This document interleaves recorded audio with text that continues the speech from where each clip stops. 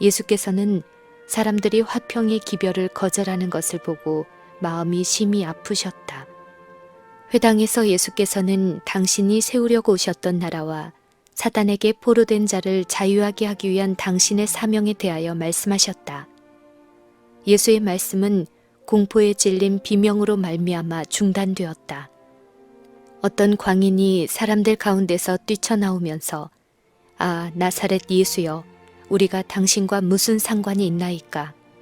우리를 멸하러 왔나이까? 나는 당신이 누구인 줄 아노니 하나님의 거룩한 자인이다 라고 외쳤다.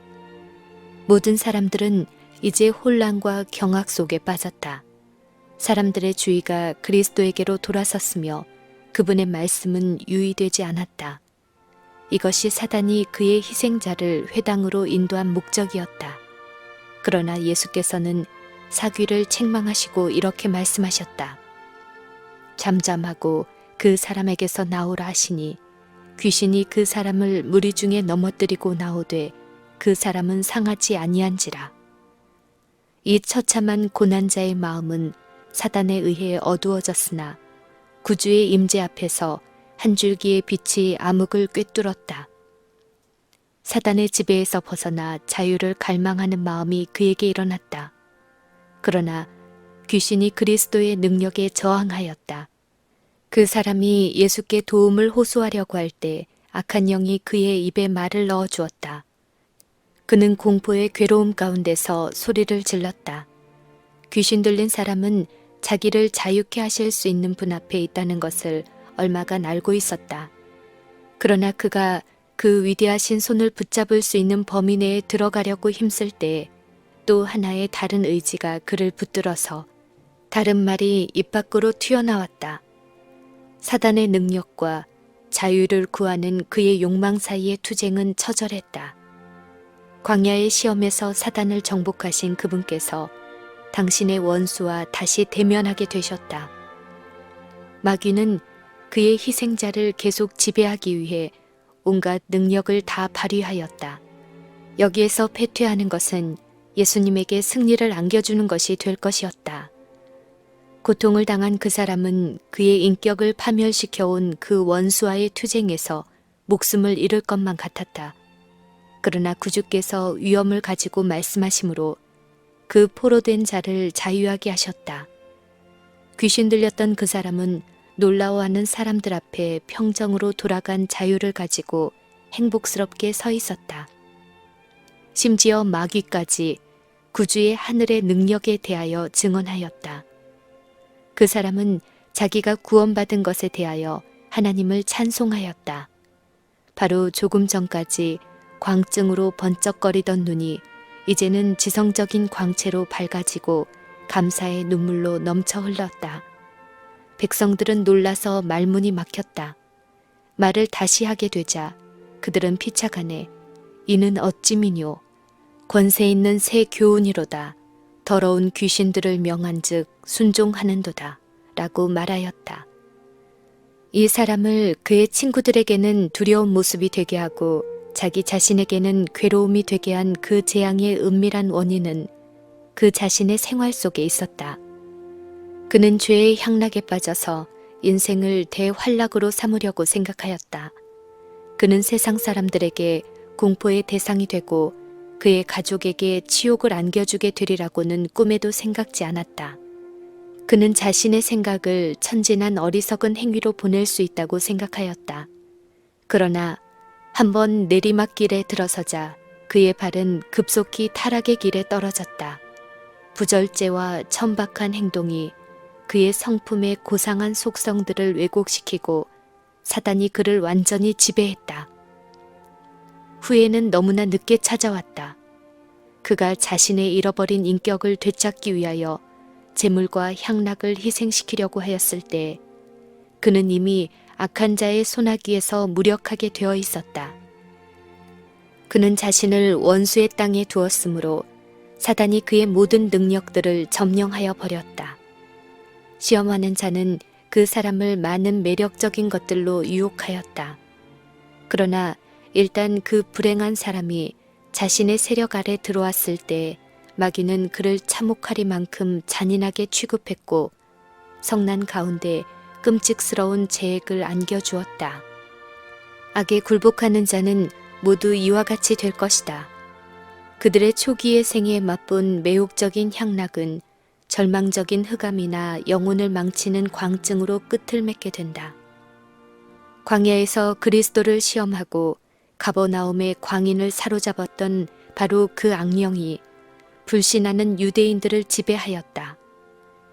그러나 그들의 경우에는 그가 경건의 모습을 가장하고 나타나 구주를 거절하는 그들의 동기에 대하여 그들을 기만하려고 하였다.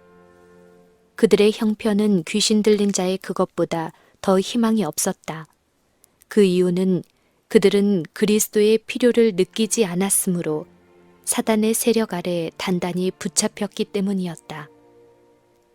그리스도께서 사람들 사이에서 하신 개인적인 봉사의 기간은 흑암의 왕국의 세력이 가장 활발하게 활동한 시기였다.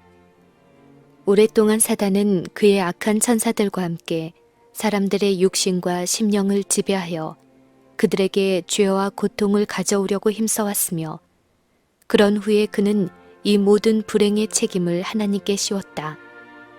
예수께서는 사람들에게 하나님의 품성을 드러내셨다. 그분은 사단의 권세를 깨뜨리고 그에게 사로잡힌 자들을 자유하게 하셨다. 하늘에서 오는 새 생명과 사랑과 그리고 권세가 사람들의 마음에 역사하고 있었고 악의 임금은 분기하여 그의 나라의 지상권을 획득하기 위하여 항쟁하려고 하였다. 사단은 자신의 세력들을 소집하여 모든 단계에서 그리스도의 사업에 대항하였다. 의와 죄 사이의 마지막 대쟁투에 있어서도 그러할 것이다. 새로운 생명과 빛과 능력이 하늘에서부터 그리스도의 제자들에게 내려오는 반면에 한 새로운 생명이 밑으로부터 솟아올라와서 사단의 대리자들에게 활기를 준다. 모든 세상의 요소들이 점점 더 맹렬하게 활동하고 있다. 오랜 세기 동안의 쟁투에서 얻은 교활함을 가지고 악의 임금은 변장한 채 활동한다. 그가 광명한 천사로 가장하여 나타나므로 많은 사람들이 미혹하게 하는 영과 귀신의 가르침을 좇을 것이다. 그리스도의 시대에 있어서 이스라엘의 지도자들과 교사들은 사단의 역사를 대항하는 데 무력하였다. 그들은 악령에 대항할 수 있는 유일의 수단을 등한히 하고 있었다. 그리스도께서 악한 자를 이기신 것은 하나님의 말씀에 의해서였다. 이스라엘의 지도자들은 하나님의 말씀의 해석자라고 고백하였으나 그들은 그것을 그들의 유전을 지지하고 사람이 만든 그들의 계율들을 시행하기 위해서만 연구했다. 그들은 하나님께서는 결코 주시지도 않는 취지를 그것이 표현하는 것으로 해석하였다. 그들의 신비적인 해석은 하나님께서 명백히 하신 것들을 불분명하게 만들어 놓았다. 그들은 무의미한 세부적인 문제에 대하여 논란하고 실질적으로는 가장 요긴한 진리들을 부인하였다. 이와 같이 하여 불신의 씨앗이 널리 뿌려졌다.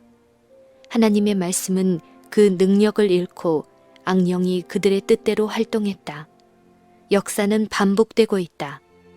오늘날 많은 종교 지도자들이 그들 앞에 성경을 펴놓고 그 가르침을 존중한다고 공언하면서 그것을 하나님의 말씀으로 믿는 믿음을 파괴하고 있다.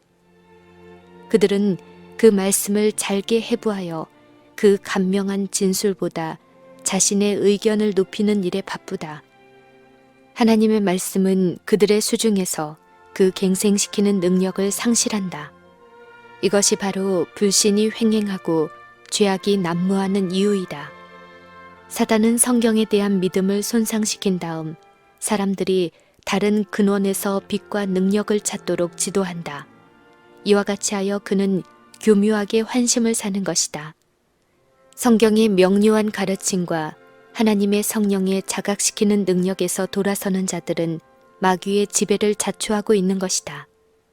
성경에 대한 비평과 공론은 강신술과 접신학, 즉 고대 이교주의의 현대 조화된 형태들이다. 이것에 대한 길을 열어서 심지어 우리 주 예수 그리스도를 믿노라고 공언하는 교회에서까지 그 발판을 얻게 했다. 거짓 영의 매개에 지나지 않은 세력들이 복음 전파와 나란히 활동하고 있다. 많은 사람들이 단순히 호기심에서 이들과 장난을 하다가 인간의 능력 이상의 것이 역사하는 증거를 보게 되므로 계속해서 꾀임을 받아 결국 자신의 의지보다 더 힘센 의지의 지배를 받기에 이른다. 그는 그 신비로운 능력에서 도피할 수가 없다. 영혼의 방벽은 무너진다. 그는 죄에 대한 방벽이 없다.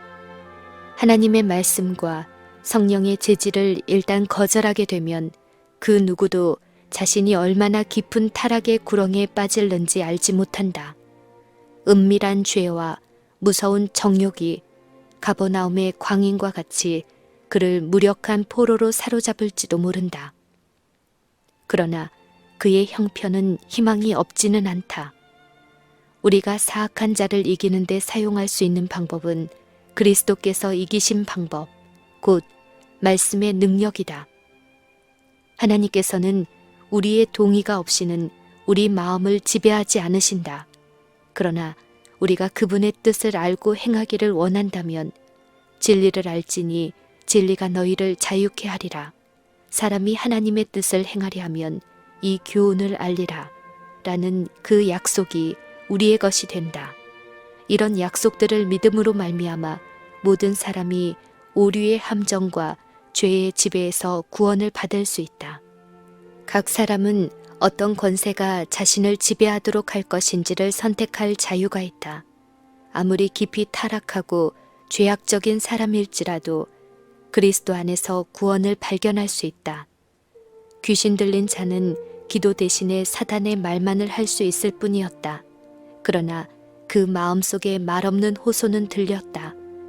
필요를 느끼는 영혼이 외치는 소리는 그것이 비록 말로 표현되지 못했을지라도 무시되지 않을 것이다. 하늘의 하나님과 언약 관계에 들어가기로 동의하는 자들은 사단의 능력이나 그들 자신의 연약한 성정대로 행하도록 내버려지지 않는다.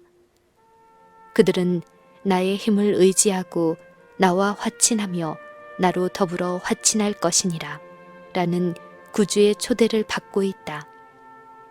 흑암의 영들이 한때 자신들의 지배 아래 있었던 그 영혼과 싸울 것이나 하나님의 천사들이 우세한 힘을 가지고 그 영혼을 위하여 대항할 것이다.